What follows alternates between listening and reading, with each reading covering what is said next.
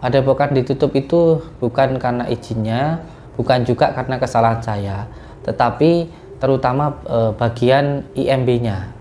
Jadi izin mendirikan bangunannya itu belum ada, sehingga padepokannya itu diminta untuk mengurus izin dulu. Setelah izin dulu, itu boleh praktek lagi. Jadi di dalam surat dari Wagub, Wakil Bupati ya, itu menyampaikan bahwa silahkan untuk melanjutkan pengobatan setelah dipenuhi izin-izin yang ada di padepokan gitu.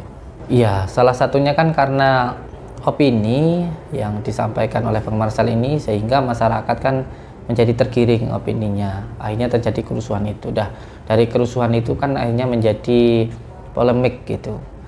Dari kita diperiksa dan ternyata kita tidak ada kesalahannya terhadap masyarakat, hanya masalah izin mendirikan bangunannya yang belum ada, itu saja. Tapi untuk saat ini padepokan dan pengobatan itu tetap berjalan ya? Yang jelas karena padepokan ini kan baru. Kalau di padepokan lama izinnya semuanya sudah ada. Jadi Kapolres menyampaikan ke saya boleh melakukan pengobatan tapi di luar dari padepokan. Karena di padepokan ada kerusuhan. Jadi ini bukan penutupan tapi dikondusifkan seperti itu. Kerusuhan itu termasuk dari menggiring opini dari Bang Marcel? Iya, kerusuhan itu terjadi karena opini dari Bang Marcel yang menyatakan saya melakukan penipuan. Akhirnya masyarakat luas menilai saya benar-benar melakukan penipuan, padahal tidak ada satu korban pun yang menyatakan dirinya tertipu atau korbannya begitu.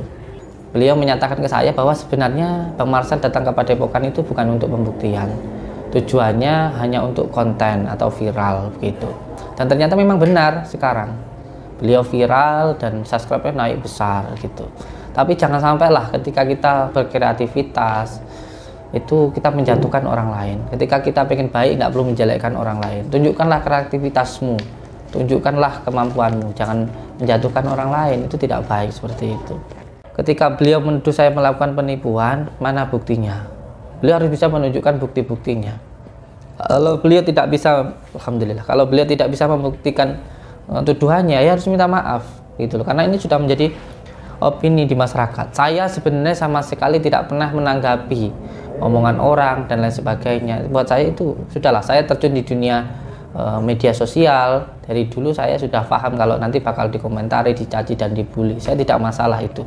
Tetapi ketika ini masalahnya sampai menimbulkan kerusakan, sampai menimbulkan di dalam padepokan, dalam anak-anak saya, ini menjadi masalah buat saya. Karena itu bukan tentang saya, tapi tentang masyarakat tentunya seperti itu. Saya pun juga ingin menjelaskan ke masyarakat luas bahwa ketika beliau seorang pesulap lalu mengatakan saya melakukan penipuan, harus bisa membuktikan dong apa yang beliau katakan. Kalau tidak bisa membuktikan, berarti di sini siapa yang menipu gitu. Jadi jangan sampai kamu menuduh orang menipu lalu kamu tidak bisa membuktikan itu, terus siapa kalau seperti itu yang menipu, kan seperti itu.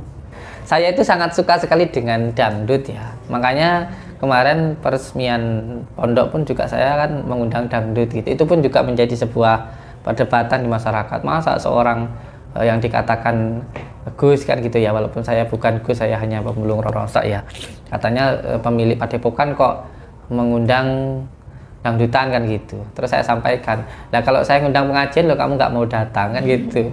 Jadi dakwah itu bisa dilakukan dengan berbagai macam cara. Salah satunya ya kalau zaman dulu, zamannya Sunan Kalijaga menggunakan jaranan, ya sekarang menggunakan dangdut ataupun YouTube kan begitu. Yang penting niatnya itu baik, gitu aja. Saya itu sebenarnya kan tidak bisa apa-apa. Saya bisanya hanya berdoa. Sering sekali saya katakan, saya itu bukan orang sakti. Saya itu orang biasa, hanya seorang hamba. Hamba itu bisanya hanya berdoa. Kalau semuanya sembuh itu semuanya atas izin Allah, qadaratullahnya Allah. Kalau belum sembuh ya terus berdoa. Saya tidak pernah mengatakan, kamu nanti kalau berobat dengan saya pasti sembuh. Tidak. Wong saya sendiri pun kalau sakit ya berdoa, sama saja, nggak ada bedanya. Jadi ketika banyak orang mengatakan, tunjukkan dong kesaktianmu. Yang bilang saya sakti itu siapa? Sama-sama makan nasi, dimarahin istri sama-sama takut kok bilang sakti. Apanya yang sakti? Dunia itu nggak ada orang sakti.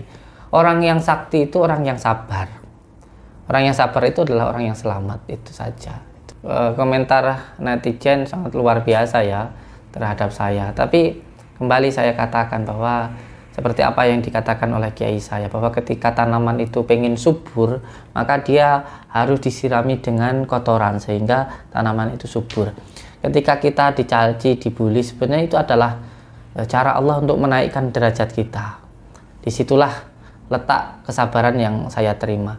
Saya sudah siap untuk dicaci dan dibully, apalagi ketika saya yang dari pesantren lalu sering mengatakan tentang ilmu hikmah dan ilmu hikmah. Ilmu hikmah itu adalah bukan untuk kesaktian, bukan untuk kejadukan, bukan untuk hal-hal yang lain. Ilmu hikmah itu untuk menumbuhkan kesabaran. Nah, inilah memang saatnya saya diuji oleh Allah. Dan menurut saya sesuatu hal yang baik pasti akan mendatangkan kebaikan, dan yang buruk itu pasti akan mendatangkan keburukan. Jika di dalamnya baik, pasti keluar sesuatu hal yang baik-baik. Kalau di dalamnya buruk, ya keluarnya yang buruk-buruk. Dan saat ini memang kan saya berbenturan dengan orang yang mempunyai dukungan sangat luar biasa. Saya yang hanya akun kecil, hanya 1 juta subscribe, dibenturkan dengan seseorang yang mempunyai subscriber puluhan juta. Ini kan sudah sangat berbeda. Ketika influencernya, ketika yang mempunyai akun itu memframing saya, mengatakan saya tidak baik, secara otomatis pengikutnya yang puluhan juta itu juga akan mengatakan saya tidak baik. Tapi tidak masalah. Pandangan manusia itu buat saya tidak ada masalah apa-apa gitu, karena kita hidup juga bukan untuk manusia, kita hidup itu untuk Allah, begitu loh. Seandainya semua orang berusaha untuk menjatuhkan kita, kalau di mata Allah kita itu baik, akan tetap baik. Kalau memang semua orang itu berusaha untuk baik sama kita, kalau Allah menginginkan kita itu buruk, ya kita itu buruk gitu lah. Dan menurut saya kelihatan baik ini hanya karena Allah itu menutupi keburukan saya, makanya saya kelihatan baik. Kalau saya dibuka aibnya sama Allah, ya kelihatan buruk. Jadi ya buat saya manusia itu nggak ada yang baik sempurna, semuanya itu ada buruk-buruknya lah. Bahwa dahulu kala baginda Rasulullah SAW ini pernah duduk bersama dengan sahabatnya. Ketika beliau duduk ini, tiba-tiba ada orang kafir yang mencaci dan membuli sahabat baginda Rasulullah. Ketika sahabat baginda Rasulullah dicaci dan dibuli ini, baginda Rasulullah tersenyum. Tapi karena lama-kelamaan cacian ini terus-menerus, akhirnya sahabat baginda Rasulullah itu membalas cacian tersebut. Lalu ketika itu baginda Rasulullah pergi.